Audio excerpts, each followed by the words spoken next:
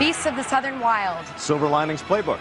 Zero Dark 30. Lincoln. Les Miserables. Life of Pi. Amour. Django Unchained. Argo.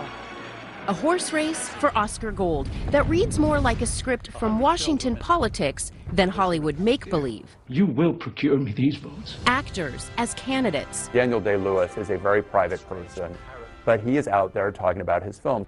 In-your-face advertising from social media to print to the radio. 20th Century Fox, presenting Life of Pi. To prime time. Studios as super PACs. There is a multi-million-dollar business of Oscar strategists. What the? And you can't campaign without cash. Lots and lots of cash. Record-breaking spending. Sounds like a story we've heard before. This presidential campaign will be the most expensive on record. It's the most expensive campaign in the history of the Academy Awards. Some of the studios are spending at minimum $10 million and at maximum $25 million on their Best Picture races. John Horn is a film writer for the LA Times. He says there are three factors making this year's campaign for Oscar Gold a horse race like no other. You have the close race, you have the big studios, and then what's different this year is that the voting period, the time between nominations are announced and the deadline for balloting to close, is 6 weeks, and it's typically 4 weeks. So it's a longer season. So you add all that up and you've got tens of $millions on the table. Millions that are being spent on screenings, cocktail parties, Q&As with the candidates. And of course, a small fortune is being spent on advertising. Consider the cost of running the ubiquitous "for your consideration" ads in the paper. Here's an example. Over just one weekend, Silver Linings Playbook and Argo, both Best Picture nominees, each ran 3 ads over the course of 3 days. A full-page black and white ad in the LA Times costs roughly $45,000. Add a splash of color, the price goes up $9 grand. In total, according to the LA Times, the 9 films nominated for Best Picture have run a total of 189 full-page ads this season. You do the math. We know Hollywood spares no expense to create fantasy that oftentimes will mirror reality. What's real? What's not? But make no mistake, the tremendous amount of money being spent on this year's Oscar race is very real. And the studios are doing what they do best. Pushing the creative boundaries to make things appear different than they really are. Consider the parade of Best Picture nominees on primetime. If you've watched television in the last few weeks, you've no doubt seen Argo Declassified, And action. Lincoln, An American Journey, and maybe even Silver Linings Playbook, erasing the stigma of mental illness. We should all split. If you think they're mini documentaries about the making of the films, you'd be wrong. What I learned from Cora was there was a certain sense of normalcy to it all. These are not national spots, but they're local in Los Angeles and sometimes in New York. But they're very expensive. That's right. They're nothing more than expensive advertisements creatively disguised. Think of it like a primetime infomercial that's red carpet ready. It's not about the movie, it's about the experience of watching the movie and kind of rekindling fond memories that you might have had watching the movie. Listen, the studios will try anything in their power to try to get an Oscar vote. Why did you order tea? Because you ordered raisin bread. I talked to one studio that said they thought the cheapest rate that one of these spots would go for was $85,000, and the most expensive was close to $150,000. So that's a lot of money to buy for a 30-minute ad. The studios are also banking on their big-name stars to glad hand Academy members and get out the vote. I can't listen to this anymore. But some refuse to buy into the Oscar drama, publicly bad-mouthing the process. Anthony Hopkins made headlines when he said, "It's kind of disgusting," while Joaquin Phoenix went a step further, saying, "I think it's total, utter bull."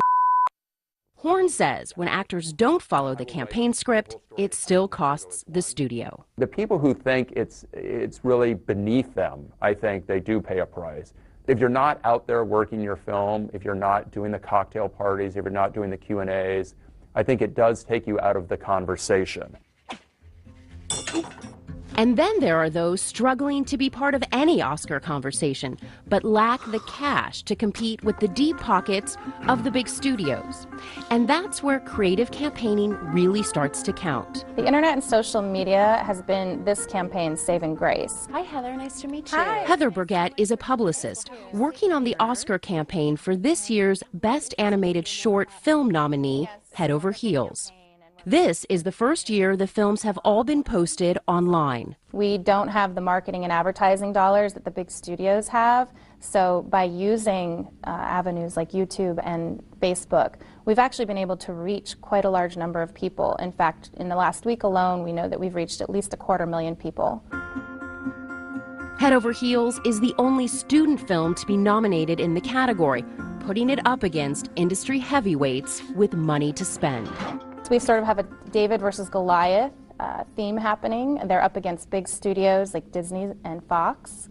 Which means so is Burgett. It is very challenging to compete against someone like Disney, but that's why we're taking the world by storm through social media. Our hope is that we are getting the attention of the Academy, that Academy members will hear about the buzz and they'll hear about the story and they'll pay attention to this film that is an underdog. Whether you're an underdog or a clear frontrunner, winning an Oscar means more than just having a gold statue on your bookshelf. It means more money and more profits. Producer Paul Hertzberg is an industry veteran with dozens of film credits to his name. If a film wins, two things happen. If they're still being released in the movie theaters, hopefully the people who haven't seen it would then go out to see it, which raises the box office. If it's already left the theaters, they may bring it back into the theaters, again to raise the box office. And then comes the ancillary markets, such as the DVDs and VOD. Hertzberg is also an Academy member. Every award season he is besieged with movie material demanding his attention before he casts a single vote. By now you will have received most of the screeners for the movies. On the off chance that there was one that was missed, you'll get that screener. But then you start getting the screenplays. Which would be what we have here. So yeah, the little booklets. This year they're booklets, yes. Life of Pi. Silver Linings Playbook. And this is the actual screenplay. Yes. Flight, Argo. And they send you the screenplays for the movies that are up for best screenplay. Is the idea that you're going to go home and read this entire thing? All of them?